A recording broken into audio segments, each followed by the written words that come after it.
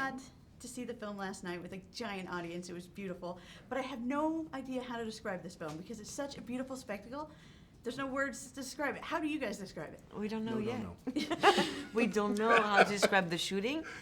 We don't know how to describe how we worked with Michael Bay. We don't know how to describe. I mean, it really is one of these films that, like, you know how some people are like, they just go, all right, well, you know, and then this happens in the plot. And this is one of these films that you have to watch. You just have to push play and literally sit back and go on the ride. And that's what we do every time we have gotten to see the film. And it's incredibly different from, like, when we shot it. Like, it's just... And it's the same process and the same experience as an actor on that set.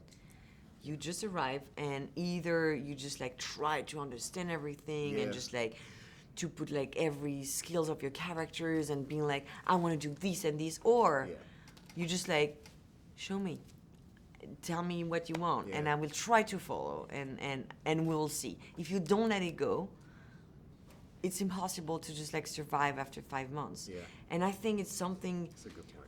It's something you lose in a career. You lose the feeling of being a lead.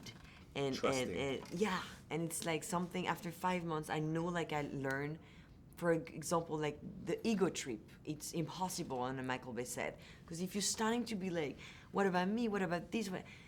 It's never gonna work. So at the end of those 5 months, you feel like that was crazy, but also I learned so many things about the process, and that was great. Yeah, I have to agree with you on that one. Like, there is no ego because there's no room for it. No, there's no time for it.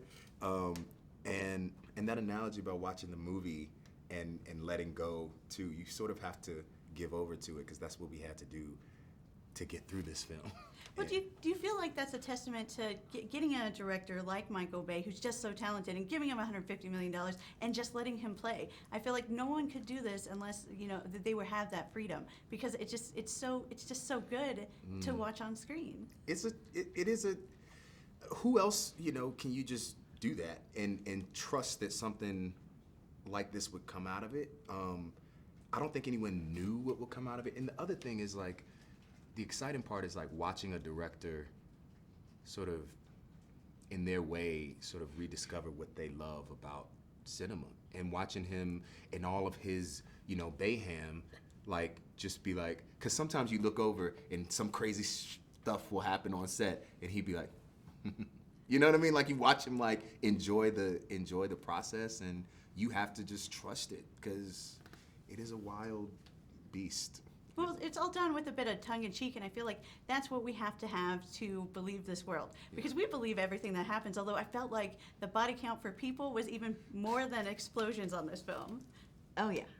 We were like trying to count, and we're like, crazy. I have no idea, maybe 10 a day? Yeah, in terms of like practical explosions or something like that, yeah, it would be somewhere around that.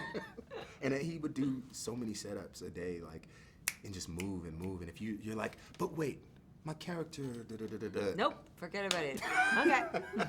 Rolling, you know, like literally, on the fly. It's being back to be a kid a little bit, you know, and being exciting and and learning things and being in a storm. It's like really like that idea of...